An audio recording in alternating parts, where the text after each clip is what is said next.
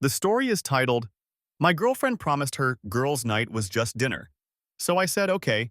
Then I saw her tagged in a club story at 2:13 a.m. Now she's begging me not to believe the internet. I can still see the timestamp burned into the top of that story. 2:13 a.m. Neon lights, bass shaking my speakers through a 6-second clip, and there she was. Madison Brooks, 26 years old, female, laughing in some guy's arms while strobe lights flashed off her glitter dresses. And the caption over it? My ride or dies with her tagged dead center. But I'm getting ahead of myself. I'm Jason Carter, 28 years old, male, and I'm the idiot who believed her when she said, It's just dinner, babe. We'll probably be home by 11. We've been together 3 years, living together for 1. On paper, we're one of those cute couples people post about. Trader Joe's runs, shared playlists, Sunday morning pancakes. In reality, it's been like living on a boat with a hidden leak. Looks fine from the dock, but you can hear the slow drip if you listen long enough. Madison's the social one. Works in marketing, knows every bartender within a 10-mile radius, has a brunch girl gang that treats mimosas like a personality. When we met, I loved that about her. She made my boring IT help desk life feel loud and bright. First year, every night was an adventure. Now it's different. The first red flag was Thirst Thursday. That's what her friends called their weekly bar night. She'd come home tipsy at 1 a.m., smelling like tequila and perfume that wasn't hers. One time I half joked, You know dudes hit on you when you're out like that, right? She froze, slammed the cabinet so hard a mug fell and shattered, and snapped, Wow, so you think I'm a slut now? Then she cried on the couch for an hour about how controlling her dad was growing up and how I was starting to sound like him.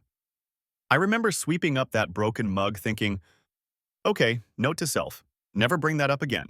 Tonight was supposed to be different. She came out of the bedroom in this tiny black dress I'd never seen before. Sparkly straps, heels that made her almost eye level with me. How do I look? She asked, doing that little spin she knows kills me. You look great, I said, and my stomach did that weird twist. I thought it was just dinner. It is, she said too fast. We're grabbing sushi and maybe one drink after. Girls' night. You trust me, right? That question is such a trap. Say yes, and you're a doormat. Say no, and you're insecure. I kissed her forehead and said, Yeah, text me when you're headed home. She rolled her eyes, grabbed her tiny silver clutch, and was halfway out the door before I could say anything else. The apartment felt stupidly quiet after it slammed shut, like even the fridge was holding its breath. I tried to distract myself, Xbox, YouTube, doom scrolling, but I kept checking my phone. 10:37 p.m. Just finished dinner. 11:19 p.m. Delivered. No reply. Midnight. 1:08. My chest got tighter with every minute. By 2:13 a.m., I was wide awake in the dark, phone brightness at 100%, staring at that club story with her name tagged in it, my heart pounding so loud I could barely hear the music through the screen. My first instinct was denial.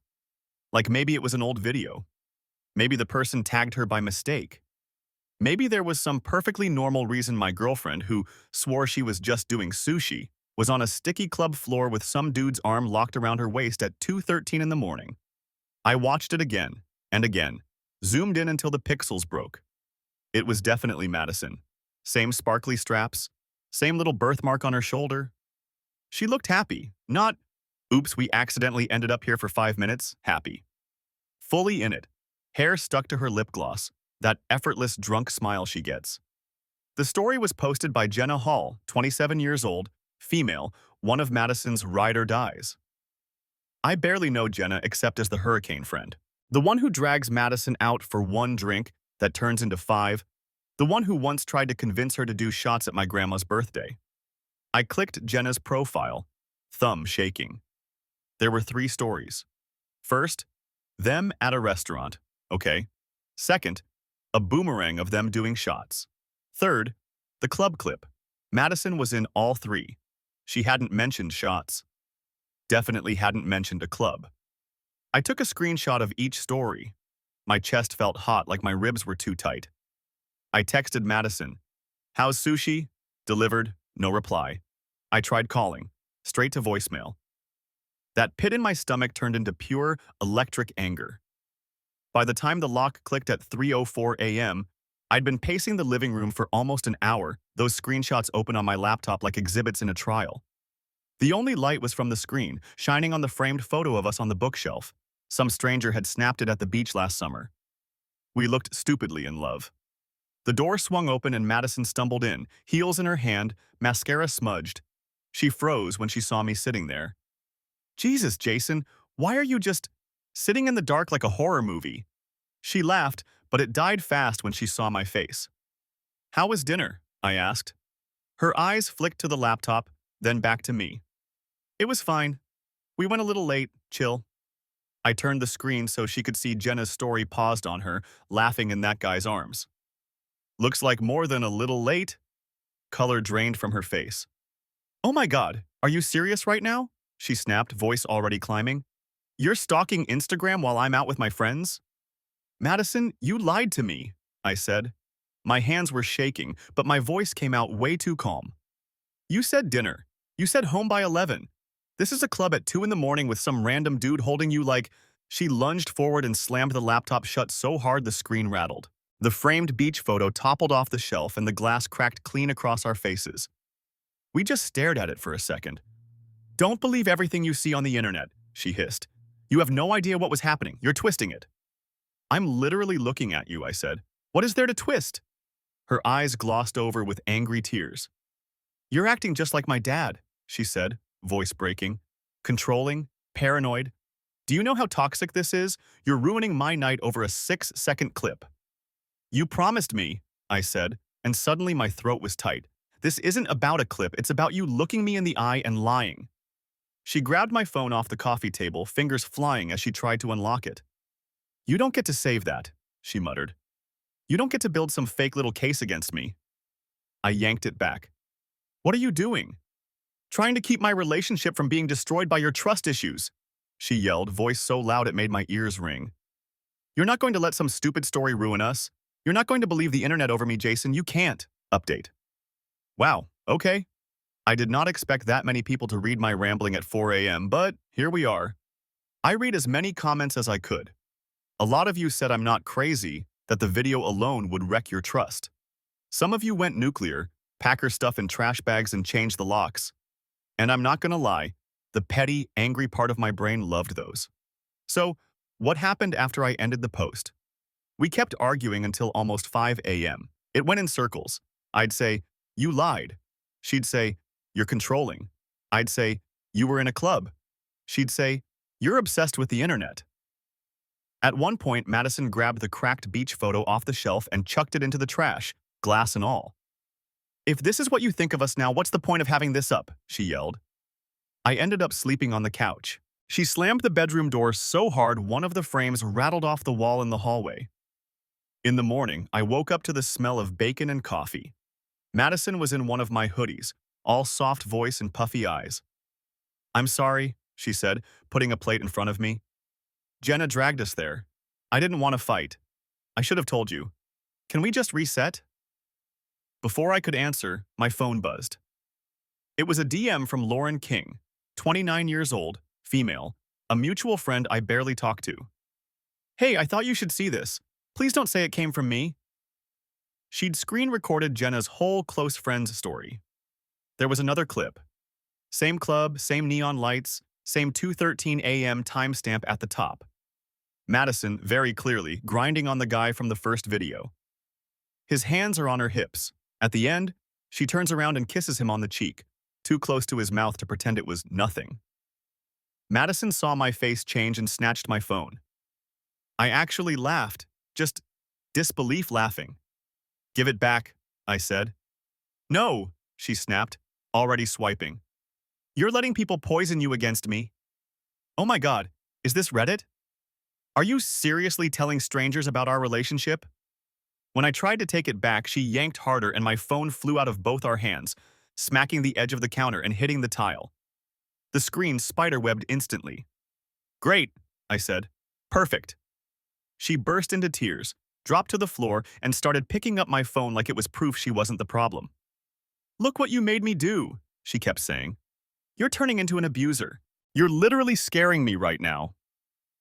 Then she called Jenna on speaker, sobbing, and I had to stand there while Jenna screamed through the phone that I was emotionally violent, that she had screenshots of me controlling Madison, no idea what that even means, and that everyone was going to know what I was really like. About an hour later, my boss, Mark Reynolds, 42 years old, male, forwarded me an email. Madison had written him this long, dramatic message about how I was going through some mental health stuff and might be unreliable at work for a while. So yeah, it's not just Instagram now. She's dragging my job into it. I haven't started packing yet. But after that DM from Lauren and the stunt with my boss, something flipped in my head. I'm done begging her to admit what we both saw. I'm not going to scream. I'm not going to hit anything. I'm not going to trash her stuff. But I am going to let her own lies burn her with an audience she actually cares about. And thanks to a couple of very specific comments here, I think I know exactly where to start. I didn't go nuclear right away. I went to work like a normal person with a shattered phone screen and an email from my girlfriend sabotaging me sitting in my inbox. I walked into Mark's office and he spun his monitor so I could see Madison's message again. Is everything okay at home? Mark asked. Do you need time off? We can work something out. For a second, I almost said yes, just to make it all go away.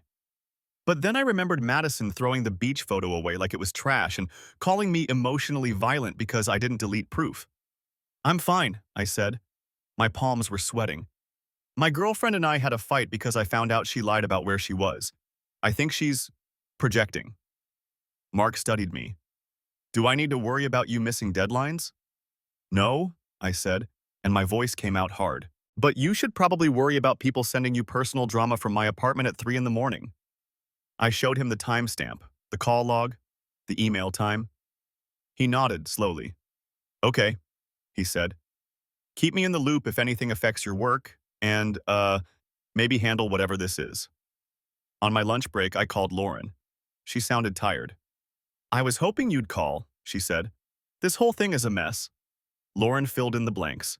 The guy in the video? Tyler Mason, 27 years old, male, some promoter Jenna knows.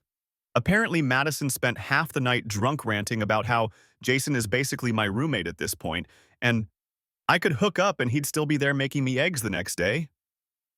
I felt that like a punch to the ribs. Lauren hesitated, then said quietly, she also told everyone you're controlling and jealous, and that if things blow up, she'll just say you're unstable. I didn't buy it. That's why I sent you the video. Why does she even care? I asked. If I'm such a boring roommate, why not just break up? Because, Lauren said, and her voice had that bitter laugh in it. She likes being the girl with the perfect boyfriend and the wild nights. She likes the story. That's when it clicked. Madison didn't care if I believed her. She cared what everyone else believed. Her friends, her coworkers, her followers, the brand. So I stopped thinking like a boyfriend and started thinking like someone she'd underestimated. That night, I waited until Madison left her laptop open on the coffee table. Spotify paused. I didn't touch her messages. I didn't snoop. I just opened Canva and made a simple little slideshow. Nothing crazy. No mean captions. No memes. Just screenshot of Jenna's restaurant story. Screenshot of the shots. Screenshot of the club. The close friends clip Lauren sent. A screenshot of Madison's email to Mark about my decline. At the bottom of the last slide, I typed, "This is what just dinner looked like to me." Then I saved it to a flash drive Madison had literally given me for Christmas. So you can save all our memories, she'd said. I called Lauren again. Is Jenna's birthday thing still at Bar 9 tomorrow? I asked. Yeah, she said slowly. Why? Because Madison thinks I'm taking her there to apologize, I said. And I am going to apologize in front of the exact people she lied to. Bar 9 has TVs everywhere, looping sports and music videos. The manager, Chris Dalton, 35 years old, male, knows Madison's crew by name. I went there after work, ordered a beer, and asked him, "Hey, could I play a short video for my girlfriend tomorrow? It's a surprise." He grinned. Proposal? Something like that, I said. When I handed him the flash drive, my heart was hammering so hard my fingers shook. For the first time since 2:13 a.m., it wasn't from anxiety. It was from anticipation. Madison treated the whole night like some cute rom-com montage. In the car on the way to Bar 9, she was humming along to the radio, knees shining in that same black dress from Girls' Night, perfume thick enough to sting my eyes. "So," she said, touching my arm lightly, "is this your way of making up for the other night?" "You mean the night I turned into your dad and believed the internet?" I said. She laughed like I'd made a joke. "See? You can admit you overreacted. Progress." I just smiled at the windshield and said, "Something like that." Bar 9 was already packed. Neon beer signs, sticky floors, music pounding so loud my chest vibrated. Jenna was near the bar with a tiara on, holding a shot like it was an Oscar. Tyler was there too, leaning on a bar stool, the same easy grin from the video pasted on his face. "Jawson!" Jenna yelled, pulling Madison into a hug and pointedly ignoring me. "You two made it. Look at you, couples therapy working already." Madison's hand tightened around mine for a second. "Told you he'd come to his senses," she said, loud enough for everyone to hear. Over her shoulder, I caught Chris's eye behind the bar. He gave me the smallest nod. The flash drive was already in the system. We'd set a time, after Jenna's first big birthday toast. I nursed a beer I couldn't taste and watched Madison work the room, laughing with coworkers, whispering into Jenna's ear, hugging Tyler like nothing was weird. Every time she touched him, something in me went very, very still. About an hour in, someone clanged a spoon against a glass. "Speech!" people shouted. "Speech!" Jenna climbed onto a low step, raising her shot. Madison was right next to her, arm around her waist, spotlight of a dozen turned heads on them. Chris caught my eye again. I swallowed and gave a tiny nod. The music cut mid-chorus. All the TVs across the bar flickered, then went black for a second. What?" Jenna said, squinting up. Then the first slide came up on all the screens at once. Jenna's own story, frozen. Madison and the girls at sushi, smiling at the camera. Second slide. The shots. Third. The club, Madison in Tyler's arms, that glitter dress a beacon under the strobes. People started murmuring. "What is this?" Madison said, laugh wobbling. Then the close friends clip came on. Madison grinding on Tyler, his hands firm on her hips, her turning and kissing him. The bar actually gasped. You could hear it over the silence. Her face went white. "Turn it off," she hissed. "Chris, turn this off." Last slide. A screenshot of the email to Mark about my decline, my name highlighted. Below it, the line I'd written, "This is what just dinner looked like to me." Silence. Then Lauren, from somewhere behind us, said quietly, "Madison? Seriously?" Madison snapped. She stormed over to the nearest TV, grabbed a full vodka soda off someone's table and hurled it at the screen. It hit the frame and exploded, ice and glass raining down. People shouted and jumped back. Jenna screamed, "Maddie, what the hell?" Madison spun on me, hair wild, eyes bright red. "You sick freak," she shrieked. "You're humiliating me? In public? This is abuse." She shoved me, hard. My back hit a bar stool, and it skidded. She clawed at my pockets, searching for the drive like she could rip the whole night back out of existence. Chris vaulted the bar and grabbed her wrists. "You need to calm down," he said. "Right now." "You did this for him?" She spat at him. "You're both pathetic." Everyone was staring. Tyler had disappeared into the crowd. Jenna looked like she'd swallowed bleach. Phones were out, people were recording. I straightened my shirt, heartbeat weirdly steady. "You told me not to believe the internet," I said, my voice carrying way further than I meant it to. "So I figured I'd let the internet see what you were so scared of." Her mouth opened and closed like she was underwater. "We're done, Madison," I added. "You can keep the story. I'm out of it." Then I walked out, stepping over the shards of glass she'd thrown, leaving her screaming my name in a bar full of people who just watched the highlight reel of her lies on every screen. Update 2. So, that blew up way bigger than I thought it would. First off, yes, the Bar 9 thing was extra. I've seen the "this is movie-level petty and I respect it" comments. I've also seen the ones calling it public humiliation and saying I stooped to her level. Honestly, walking out of that bar felt like ripping off a cast I'd worn way too long. It hurt, and it felt stupidly good at the same time. I went straight to my buddy Eric's place to crash on his couch. Around 1 a.m., my phone, still cracked to hell, started blowing up. Madison was calling nonstop. Then it switched to texts. "How could you do that to me? You made me look crazy. I'm telling everyone what you're really like." I didn't respond. Around 2:30 a.m., Eric's ring cam went off. Madison was on his porch, barefoot, mascara smeared, pounding on the door like she was the police. "Jason, open the door! We are not done!" She screamed so loud you could hear it through the walls. We stayed quiet. She started ringing every 10 seconds, then switched to kicking the door. At one point, she yelled, "If you don't come out, I'll call the cops and tell them you hit me." That was the moment my stomach dropped. Eric locked his bedroom door just in case, and we watched her on the live feed pacing, shaking, crying, talking to herself. Eventually, she stormed off. I thought that was the end of it. Nope. At 6 a.m., Eric had to leave for work, so I Ubered back to my place to grab clothes before Madison woke up or left. Except, she'd beaten me there. My tires were slashed, all four. Knife still stuck in one of them like some bad TV show. There was pink lipstick smeared across my driver's side window. Believe this. I took photos, called the non-emergency police line. While I was on hold, Madison came out of the building in sweats, saw me, and smiled. "You did this," she said calmly. "Actions have consequences, babe." Then she tried to walk past me like we were neighbors making small talk. I stepped back and said, "Stay away from me, Madison." She rolled her eyes so hard it looked painful. "You're being dramatic. We share a lease." Cop finally shows, takes one look at the tires, another look at Madison ranting about character assassination, and tells us, "This is a civil issue unless someone confesses or we get video." Madison turns to me, wide-eyed innocent. "Did you see anyone around your car last night, Jason?" she asks, sweet as sugar. I didn't get her on the vandalism, but I did get her on something else. Our building cameras caught her trying to drag my gaming PC out of the apartment at 3:40 a.m.